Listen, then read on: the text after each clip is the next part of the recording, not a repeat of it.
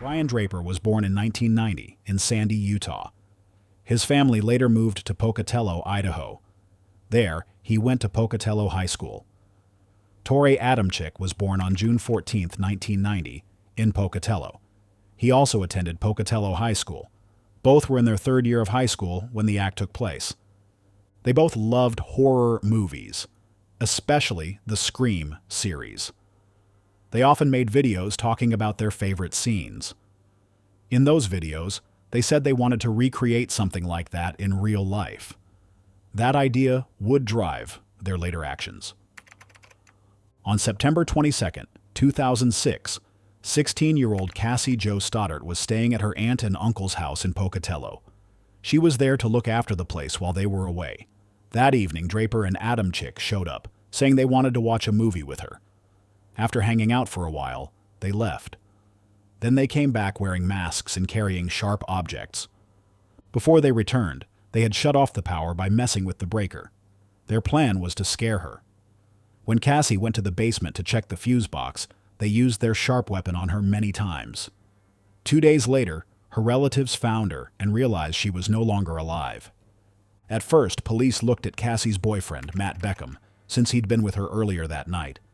He took a lie detector test and did as expected. He also mentioned Draper and Adamczyk had dropped by. Investigators then turned their attention to the two juniors. Under questioning, Draper and Adamczyk first denied everything, but they later admitted what they had done. Draper led officers to Black Rock Canyon. There, they found the masks, the weapons, and a videotape. On that tape, the two of them had laid out exactly how they planned to harm Cassie. They wanted to become famous and felt a rush from carrying out such acts. They drew inspiration from the Scream films and the Columbine High School massacre. They even wrote down names of other people they might target next. Both young men were tried in adult court. On April 17, 2007, Draper was found guilty. On June 8, 2007, Adamczyk was also found guilty. Each was given a life sentence with no chance of getting out. They also received another 30-year-to-life term for planning the event. Today, they are both at the Idaho State Correctional Institution near Kuna, Idaho. In a later interview, Draper said he felt invisible before that night. He told the interviewer, "I felt like a nobody. I thought I'd be somebody if I did something big and bad." He said he wishes he could go back and stop himself. Adamczyk tried to have his sentence changed, but in 2019, the Idaho Supreme Court agreed that his punishment should stay the same. Why did they pick Cassie Jo? They chose Cassie because she was alone in the house. That made it easier for them to carry out their plan without anyone noticing right away. And what did the videotape do for the case? The tape was key evidence.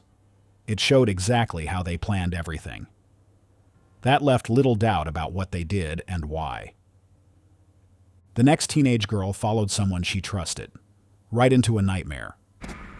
Tyler Witt was born in 1994 and grew up in El Dorado Hills, California, with her mother, Joanne Witt, who worked as an assistant engineer for the county. Tyler was described as a sweet girl during her early childhood. Her mother supported her interests, including paying for riding lessons, and they spent time together watching movies and cooking. But when Tyler became a teenager, their relationship got worse. They started arguing a lot and even got into physical fights. Stephen Culver was born in 1989. He became involved with Tyler Witt when he was 19 years old. At first, Joanne Witt didn't approve of their relationship because of the age difference. This caused growing tension in the household. But why did Joanne allow a 19-year-old man to live in her home with her 14-year-old daughter? Tyler told her mother that Stephen was gay and just a close friend. Joanne believed her and didn't see a risk, so she let Stephen move in. In June 2009, the calm town of El Dorado Hills, California, was rocked by a horrific act against 47-year-old Joanne Witt. Her 14-year-old daughter, Tyler, and Stephen Culver were responsible. Joanne had warned them to stop. One day, Joanne found Tyler's private journal. It described intimate moments with Stephen. Alarmed, Joanne called the police and said Stephen had an illegal relationship with a minor. Tyler and Stephen felt cornered and were very determined to stay together, no matter what. They decided to stop Joanne from ever speaking in court. They planned their actions with a tragic flair, even citing a famous love story for inspiration. On the night of June 11th, Tyler slipped sleeping pills into her mother's drink. When Joanne drifted off, Stephen crept inside. Together, they struck her 20 times. Joanne never woke up. Then the pair fled to San Francisco. They mixed rat poison into cereal and cake. They intended to harm themselves. On June 16th, police found them at a shopping center in San Bruno and took them into custody. Joanne's co-workers grew worried when she didn't show up for work. On June 13th, deputies entered her home and discovered her body. Investigators quickly focused on Tyler and Stephen. In the suspects' belongings, they found a note about the poisoning plan. They also uncovered the cereal poison mixture. During questioning, Tyler at first denied everything. Stephen seemed more concerned for Tyler's fate than his own. Tyler later took a plea deal. She admitted to second-degree homicide in return for testifying against Stephen. The judge gave her 15 years to life. In court, Tyler said she couldn't take down her mother and that Stephen had done it. Stephen said the opposite, that Tyler had struck first. The jury sided with the idea that he carried out a premeditated homicide. He was sentenced to life without any chance of early release. In August 2022, after about 13 years behind bars, Tyler was granted parole. Stephen remains imprisoned with no option for parole. Next, meet two teens whose friendship became a trap and left a classmate's body in pieces.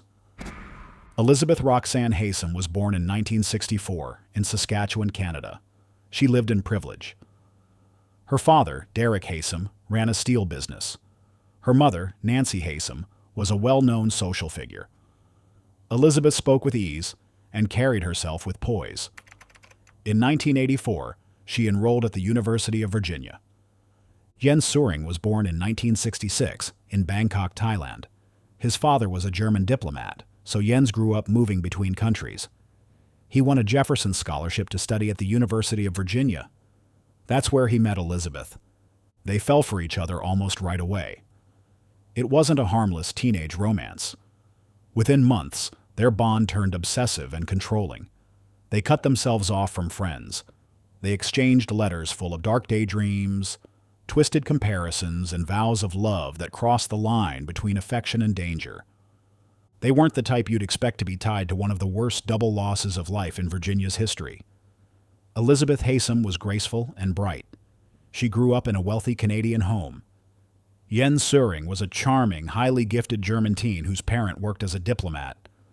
But under the surface of their romance was a dark obsession. It led to a tragic double loss, betrayal, and a twisted journey through the legal process.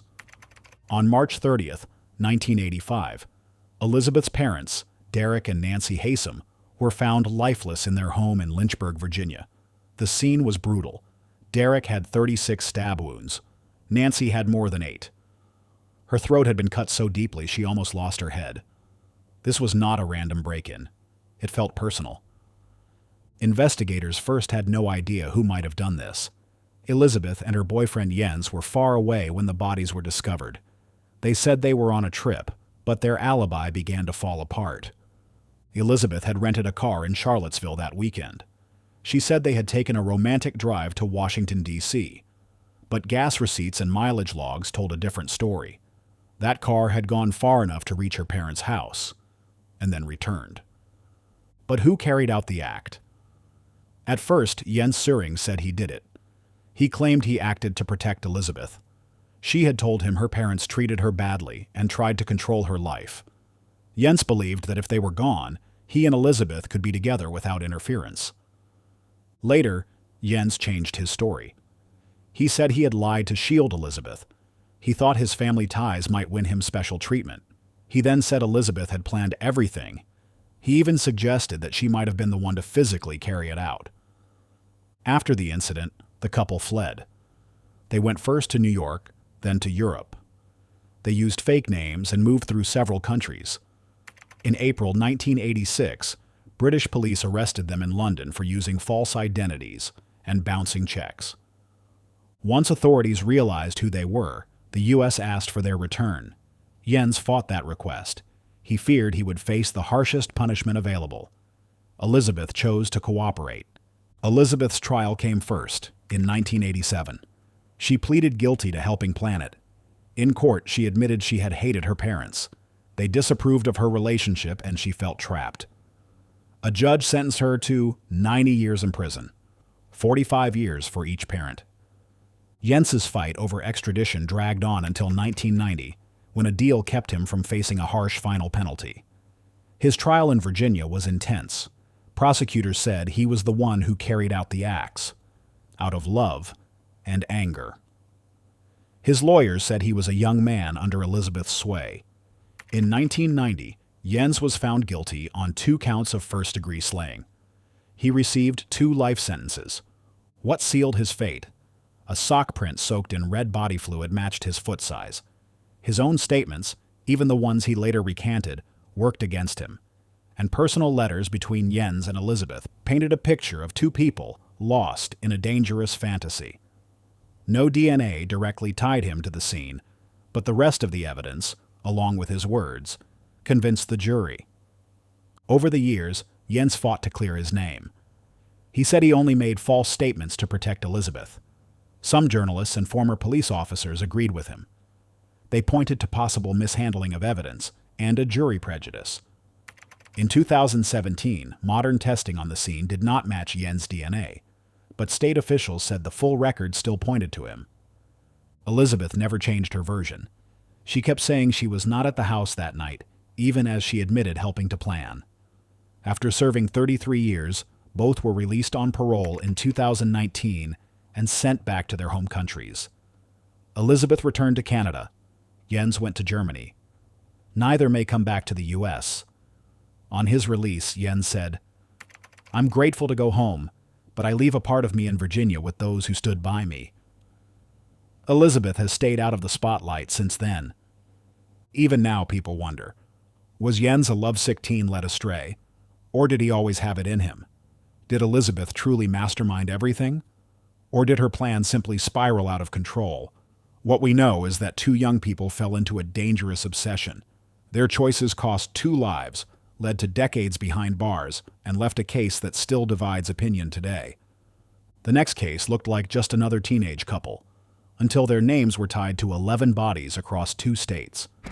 Charles Starkweather was born on November 24, 1938, in Lincoln, Nebraska. He was the 3rd of 7 children in a working-class family. Life wasn't easy. He had a speech problem and was often teased at school.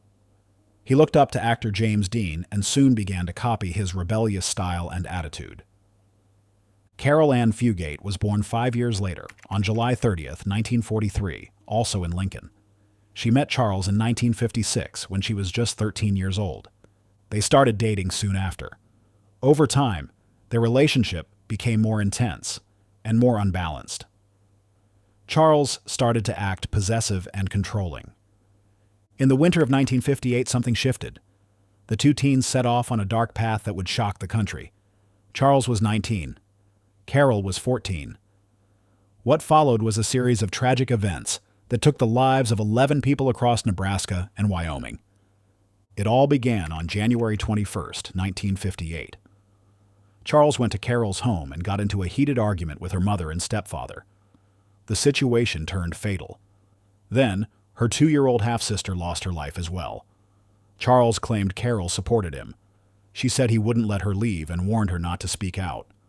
Over the next week, the pair left 7 more victims behind as they moved from town to town, leaving fear and heartbreak in their wake. The spree finally came to an end on January 29, 1958. By then, Charles and Carol had been on the run for over a week. They had taken lives, stolen cars, and left entire communities in fear. But their time on the road was running out. That day, they came across a local rancher named Merle Collison near Douglas, Wyoming. When they tried to take his car, things didn't go as planned. Charles struggled with the vehicle's controls and couldn't figure out how to drive it. A passing driver stopped to help, but quickly realized something was wrong. Charles pulled a gun, but the driver managed to wrestle it away. Moments later, police arrived. Charles ran. He sped off in another stolen car with law enforcement close behind. The chase ended just outside of town. Officers fired at his car, forcing him to stop. Charles surrendered and was taken into custody. Carol was found soon after. She told police she had been held against her will the entire time. Investigators later questioned whether Carol had chances to escape. They said she could have run away or asked for help. They pointed out that she traveled with Charles and never raised an alarm. Her actions were used against her at trial. Charles was tried for the passing of Robert Jensen and found guilty. He faced the state's capital punishment using the electrical method on June 25, 1959. He offered no final public remarks. In private letters to his parents, he showed no regret. Carol went on trial next. Charles testified that she joined him willingly. That statement carried great weight with the jury. They did not accept her claim that he forced her. She was given a life sentence. Carol served 17 years before being released on parole in 1976. She then moved to Michigan and has stayed out of the public eye. To this day, people debate how much she was really involved. Some argue she was unfairly judged. Others believe she shared responsibility for what happened. The next teens were young, angry, and broken, but no one expected what they'd do just for fun. In January 2005, 16-year-old Adrienne Reynolds went missing in East Moline, Illinois. At first, no one knew what happened, but the truth pointed to two of her classmates, Sarah Kolb and Corey Gregory. This case showed how teen drama can turn dangerous fast. Sarah was 16. She lived with her mom and stepdad in Milan, Illinois. At the Black Hawk College Outreach Center, she acted confident. Some thought she was popular, but Sarah had a history of making threats. Most people didn't take her seriously. Corey was 17. He lived with his mom in Moline. He had just transferred from Moline High School. That's where he met Sarah. She called him her best friend. Corey was quiet. Many believed Sarah had control over him. On January 21st, Sarah asked Adrienne to grab lunch at Taco Bell. Corey came too. So did another friend, Sean McKittrick. During lunch, Sarah and Adrienne argued. Sean felt uncomfortable and left early. Afterward, in the parking lot, things got worse. Corey held Adrienne down. Sarah used a belt to take Adrienne's life. After Adrienne lost her life, Sarah and Corey drove to Sarah's grandparents' farm in Aledo, Illinois. They tried to burn what remained with gasoline. The fire did not work. They then brought in 16-year-old Nathan Gaudet. Nathan used a handsaw from his grandfather's tools to cut up the body. The three put the pieces into trash bags. Later, they dumped those bags at the Black Hawk State Historic Site. Adrienne's parents called the police when she didn't come home or show up for her shift at Checkers. On January 26th, Corey led officers to the site where her remains lay. Sarah and Corey were arrested and charged with first-degree slaying and hiding remains. Sarah went to trial in October 2005. The jury could not agree, so the judge declared a mistrial. In February 2006, she faced a new trial and was found guilty on all counts. The judge gave her 48 years for the slaying and 5 more years for hiding the remains. Those terms run one after the other. In July 2006, Corey pleaded guilty to the same charges. He got a total of 45 years, 40 for the slaying and 5 for hiding the remains. In 2022, Corey, now known as Harley Quinn, was brought back to court because judges said the original sentence did not fit someone under 18. Harley was then given the same total term again. At that hearing, Harley said, "If I could give my life, I would. I'm sorry. I know it doesn't make a difference. I know you'll never forgive me, and I'd never ask because I don't deserve it." Sarah has asked for mercy, saying she was still a child and could change. But courts have kept her full term. They pointed out the plan was clear, and she still shows no regret. Shirley Wolf was born in 1969. From the age of 2, her father mistreated her. He was later found guilty and spent 100 days behind bars. After that, Shirley lived in foster homes and group homes. She often acted out and ran away several times. Cindy Collier was born in 1968. Her parents separated when she was just 1. Later, she said a family member and another man forced themselves on her. Cindy also ran into trouble with the law. She took part in break-ins and showed physical aggression toward others. On June 14, 1983, Cindy and Shirley, 2 teens from difficult backgrounds, went door to door in a condo complex near Auburn, California. They wanted a car they could take. An 85-year-old woman named Anna Brackett let them in. She offered them drinks and friendly talk. After about an hour, things turned bad. Shirley used a sharp object 28 times on Mrs. Brackett. Mrs. Brackett did not survive. The girls tried to start her car, but couldn't. They ran away on foot. Later that night, they were found sleeping at Cindy's home. They admitted what had happened. Both girls said they did it just for fun. In her journal, Shirley wrote, "Today, Cindy and I ran away and took an older woman's life. It was lots of fun." Cindy said the same in her statement. She said they wanted to celebrate having taken a life. They were both tried in juvenile court. Cindy was judged responsible for a serious, planned act and was placed in the California Youth Authority until she turned 27. Shirley's lawyers said she was not mentally able to understand her actions because of her past. The judge disagreed. He said she was able to tell right from wrong and gave her the same placement. While inside the Youth Authority, Cindy earned a junior college degree in law. She was released on parole in 1992. Since then, she has lived in Northern California and raised 4 children. Shirley had a hard time after she got out. Over time, she began working with groups that support people who experienced childhood mistreatment. She also takes part in activities at her church. The final cases are a few years past their teens, but their stories echo louder than most. Gwendolyn Gale Graham was born in 1963 in California. She grew up in Tyler, Texas. Her childhood was hard. She later said her father had inappropriate contact with her. Those claims were never tested in court. By 1986, she moved to Michigan. She was looking for work and a new beginning. Catherine May Wood was born in 1962 in Soap Lake, Washington. She married in her teens, but that marriage ended in divorce. Afterward, she often felt alone and struggled with her weight. At one point, she weighed more than 450 pounds. Eventually, she took a job as a nursing assistant supervisor at Alpine Manor Nursing Home in Walker, Michigan. Graham and Wood met at Alpine Manor in 1986. They started out as co-workers. Over time, they became romantic partners. They both became interested in asphyxia. This interest involved cutting off airflow during private moments. Between January and April 1987, 5 older women at Alpine Manor had sudden losses of life under unclear circumstances. These residents ranged in age from 60 to 98. All of them had serious memory problems, such as Alzheimer's disease. At first, staff assumed these passings were natural. No detailed examinations of their bodies were done. The case came to light in 1988 when Wood revealed everything to her ex-husband, who contacted the police.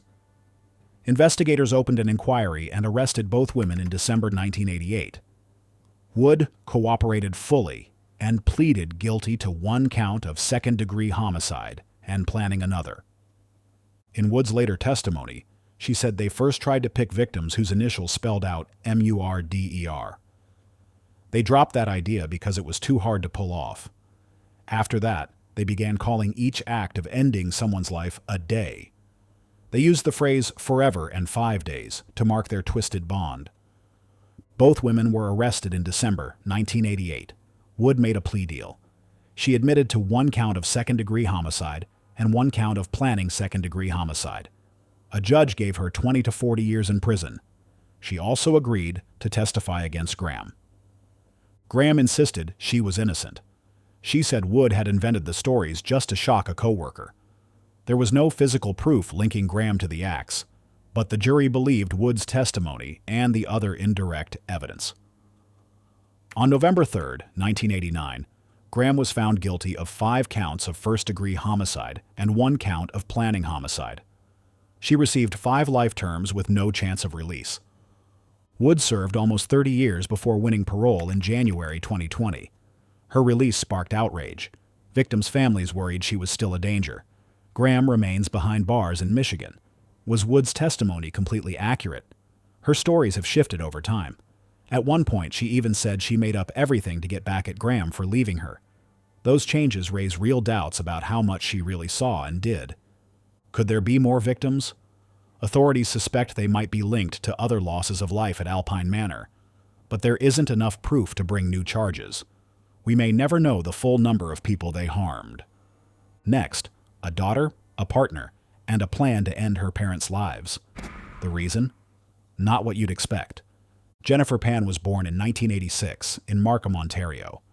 Her parents, Bich Ha and Hui Han Pan, had come to Canada from Vietnam.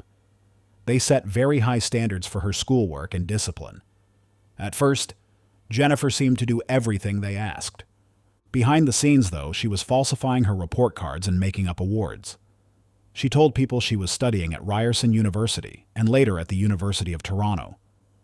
In truth, she spent her days in coffee shops or giving piano lessons. Daniel Wong was born in 1985. His family background is Chinese and Filipino. He met Jennifer in high school, where they bonded over music. Daniel had past run-ins with the law for illegal substance offenses and was involved in green leaf trafficking. Their relationship faced constant pressure because Jennifer's parents did not approve of Daniel. In 2010, when they discovered Jennifer's deceptions, they forbade her from seeing him and imposed strict limits on her life. That pushed Jennifer to consider something extreme. Early in 2010, Jennifer and Daniel reconnected and began planning to end her parents' lives. They believed that, with her parents gone, they could stay together and collect money from life insurance. To carry out their plan, Daniel introduced Jennifer to Lenford Crawford, known as Homeboy, who agreed to go through with it for a payment of $10,000. On November 8, 2010, Jennifer led a group of people into her family's home. They tied her up so it would look like she was a target. Her mother, Bitch, was shot 3 times and passed away at the scene. Her father, Han, was hit in the face and shoulder, but survived. At first, Jennifer said she was caught up in a home break-in.